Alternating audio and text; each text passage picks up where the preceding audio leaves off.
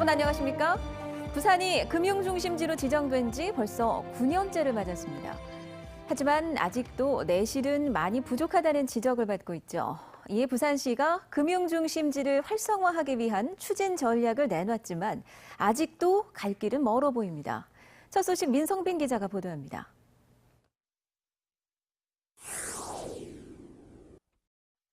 지난 2009년 1월 정부는 서울 여의도와 부산 문현지구를 금융중심지로 지정했습니다.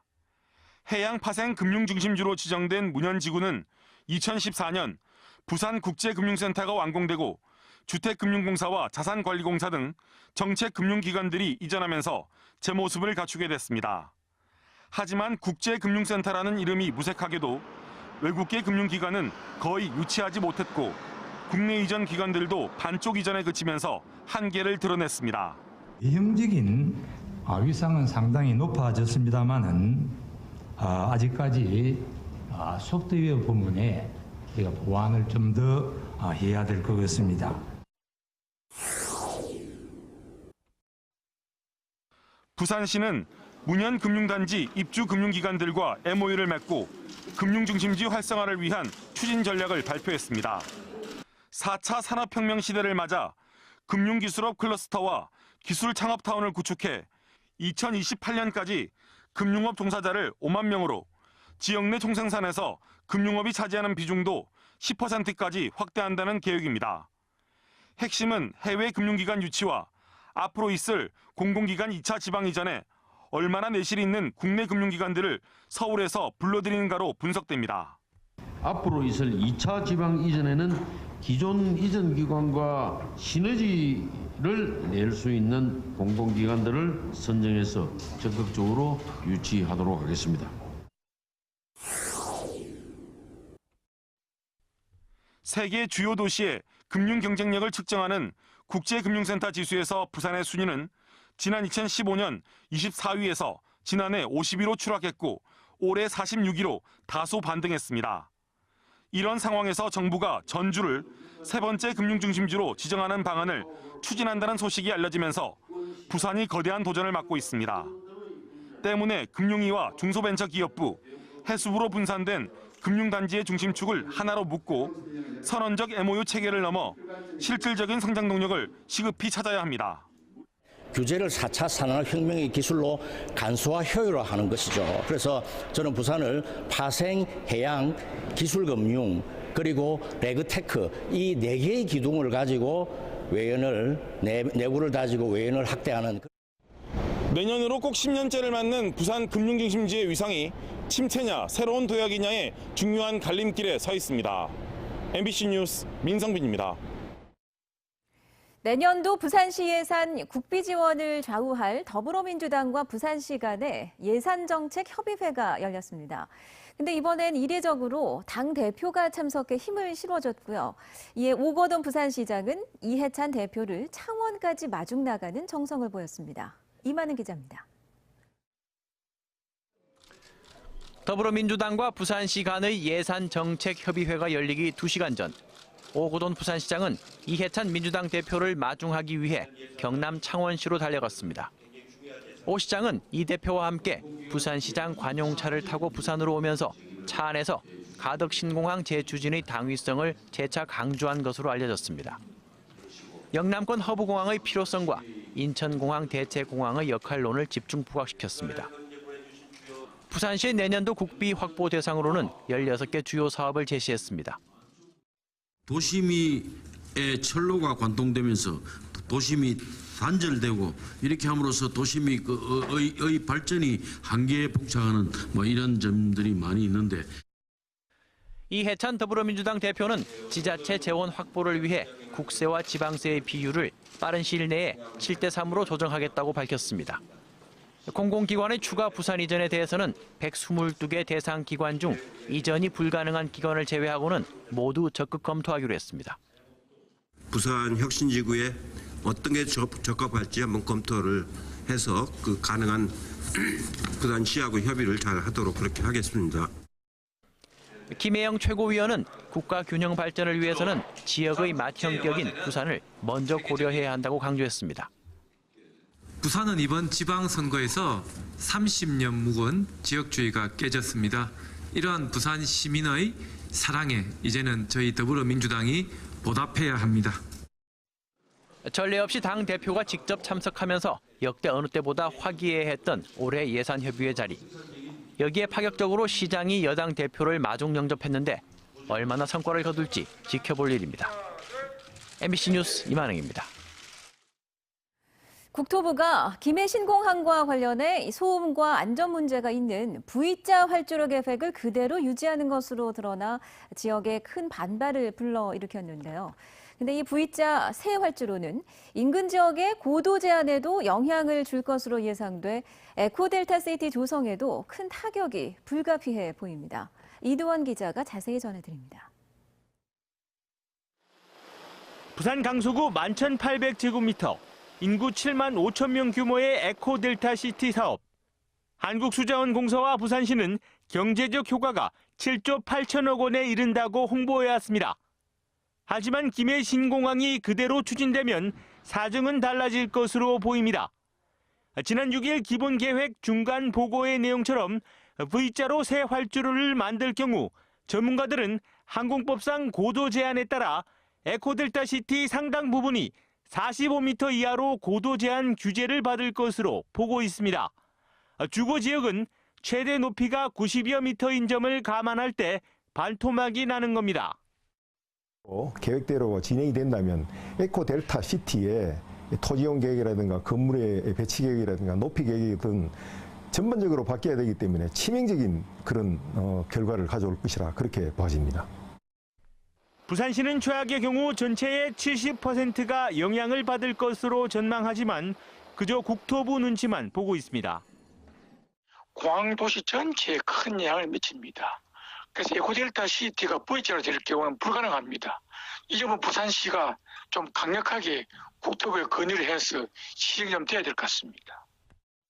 국토부는 반경 4km 내에서만 고도 제한을 받는 민간 활주로로 규정할지 여부가 결정되지 않았고 항공학적 검토로 고도 제한도 완화될 수 있어 문제가 없다는 입장입니다. 그러나 고도 제한에다 소음까지 고려할 때 부산이 꿈꾸던 친환경 생태 도시가 조성될 수 있을지 의문입니다. 현재까지의 김해 신공항 계획으론 에코델타 시티에 타격이 불가피해 보이는 만큼 부산시의 보다 적극적인 대처가 필요합니다. MBC 뉴스 이두원입니다. 부산 지역 시민사회단체 등으로 구성된 신공항 추진 범시민운동본부는 성명을 내고 최근 중간보고로 발표된 김해 신공항 기본계획 진행 상황에 대한 유감을 보였습니다. 시민운동본부는 국토부의 용역 보고는 지역 의견을 무시한 채 이미 예정된 김해공항 확장을 전제로 하고 있다며 소음과 안전 문제를 해결하지 못한 기본계획안은 결코 받아들일 수 없다고 밝혔습니다. 또 김해 신공항 최종 판단기구 역할을 할 총리실사나 신공항 검증위원회를 신속히 구성할 것을 촉구했습니다. 부산시가 24시간 비상대응 상황실 운영을 통해 메르스에 철저히 대비하고 있다. 이렇게 공언을 했었는데요. 근데 이게 과연 정말일까요? 비상대응 상황실 가동 이후에 처음으로 메르스 감염 의심 신고가 접수됐습니다. 실제 부산시의 대응은 허술하기 짝이 없었습니다. 임선은 기자입니다. 한 경찰관이 급하게 온몸을 덮는 흰색 옷을 입습니다. 감염병 보호복입니다. 새벽 시간 한 남성으로부터 메르스 감염이 의심된다는 신고가 112에 접수된 겁니다. 출동과 함께 경찰은 부산시 비상대응 상황실에 의심 신고 접수 사실을 알립니다. 문제는 부산시의 대응입니다. 당시 신고 내용은 연제구 거제동에 거주한다. 메르스에 감염된 것 같다. 외국인 친구를 많이 만난다는 게 전부. 메르스 감염 의심 환자 분류 기준인 중동 지역 방문 여부와 최근 메르스 유행 지역의 의료기관 방문 여부 등은 아직 확인되지 않은 상태. 그런데도 부산시는 메르스 감염 의심자가 아니라고 단정하며 상황을 종결합니다. 한밤중에 또 나오라 하기가, 왜냐면 우리 계속 불려 나오는데 직원들, 그리고 담당 직원이 한 명, 보건소는 한 명밖에 없는데. 질병관리본부의 대응은 어땠을까? 경찰은 질병관리본부에도 의심 신고 접수 사실을 알렸는데 부산시와 달리 보건소 담당자에게 신고자를 직접 만나 의심 증세 여부를 확인하라고 지시했습니다. 다행히 메르스 감염 의심 증세는 사실이 아닌 걸로 확인됐지만 재난 수준인 전염병의 위험성을 대하는 부산시 대응 체계의 허술함은 그 민낯을 드러냈습니다. MBC 뉴스 임선응입니다. 네, 오늘 아침 7시쯤 해운대구 반여 농산물 시장 앞 도로에서 부서 방면으로 가던 차량 넉 대가 잇따라 추돌했습니다. 다행히 인명피해는 없었지만 사고 수습이 1시간 넘게 이어지면서 출근길 극심한 교통 정체가 이어졌습니다. 경찰은 앞차량이 갑자기 멈춰선 것을 발견하지 못했다는 운전자들의 진술에 따라 정확한 경위를 조사하고 있습니다. 부산지법 형사 11단독은 지난 5월 만취 상태로 일가족이 탄 승용차를 들이받은 뒤 고의로 피해 차량을 3차례 더 강하게 추돌한 혐의로 구속 기소된 55살 A씨에게 징역 2년에 집행유예 3년을 선고했습니다. 재판부는 당시 차에 타고 있던 어린아이와 부인이 굉장한 공포에 떨었고 A씨가 사이드미러를 잡은 피해 운전자를 달고 도주하면서 더 큰 사고가 날 뻔해 죄질이 매우 불량하다고 판시했습니다. 하지만 A씨와 합의한 피해자들이 처벌을 원하지 않는 점 등을 고려해 석방하기로 했다며 선고 이유를 밝혔습니다. 오늘 오전 8시쯤 강서구 미음 산단의 한 교차로에서 승객을 태운 통근버스와 승용차가 충돌하는 사고가 났습니다. 이 사고로 승용차와 버스 운전자가 다쳐 병원으로 옮겨지고 버스에 탄 승객 11명도 크고 작은 부상을 입었습니다. 충돌 직후 튕겨져 나간 버스가 인근 식당까지 덮쳤지만 식당에 사람이 없어 추가 인명 피해는 없었습니다. 경찰은 사고가 난 교차로에 신호등이 없었다며 운전자와 목격자 등을 상대로 정확한 사고 경위를 조사하고 있습니다. 동남지방통계청이 발표한 고용 동향 보고서에 따르면 지난달 부산 지역의 취업자 수는 163만 8천 명으로 1년 전에 비해 4만 9천 명 감소했습니다. 고용률은 55.1%로 같은 기간 1.3% 하락했고 실업률도 4.3%로 0.6%포인트 내렸습니다. 고용률과 실업률이 동반 하락한 것은 경제활동 인구가 6만 명 이상 크게 줄었기 때문으로 분석됩니다. 산업별로는 건설업과 도소매 음식 숙박업의 취업자 수가 14%나 줄어 감소세가 두드러졌습니다. 부산시의회 제272회 임시회가 오늘 부산시 시교육청 추경예산 4조 2,432억 원과 부산시 제2회 추경예산 11조 5,409억 원을 의결하고 폐회했습니다.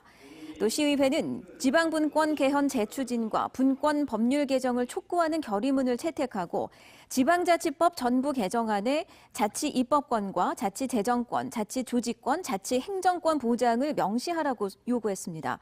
이번 임시회는 부산시의회 의원 공무 구개 활동에 관한 조례안 등 21건의 안건을 처리했고 12명의 시의원이 자유발언을 했습니다. 부산시의회는 오늘 오후 의원회관 1층에서 공공기관장 후보자 인사검증 특위 현판식을 갖고 본격적인 활동에 들어간다고 밝혔습니다. 공공기관장 후보자 인사검증 특별위원회는 15명의 시의원으로 구성되며 활동기간은 오늘부터 12월 21일까지 3개월 10일간입니다. 그러나 15명의 특위위원 전원이 더불어민주당 시의원으로만 구성되면서 자유한국당 시의원들은 제대로 된 인사검증이 불가능할 것이라며 인사검증 특위 보이콧을 선언했습니다. 영화계 반발이 거세지자 부산시가 부산영상위원회 운영위원장 선임을 결국 미뤘습니다. 부산시는 오늘 17일 총회를 열고 김휘 영화감독 내정안을 표결하려 했지만 영화인들의 의견을 수렴해 부산국제영화제 이후인 10월 말에 다시 논의하겠다고 밝혔습니다. 영화계는 그동안 부산시의 김 감독 내정을 밀실행정으로 규정하고 투명한 절차로 위원장을 선정해야 한다며 반발해왔습니다.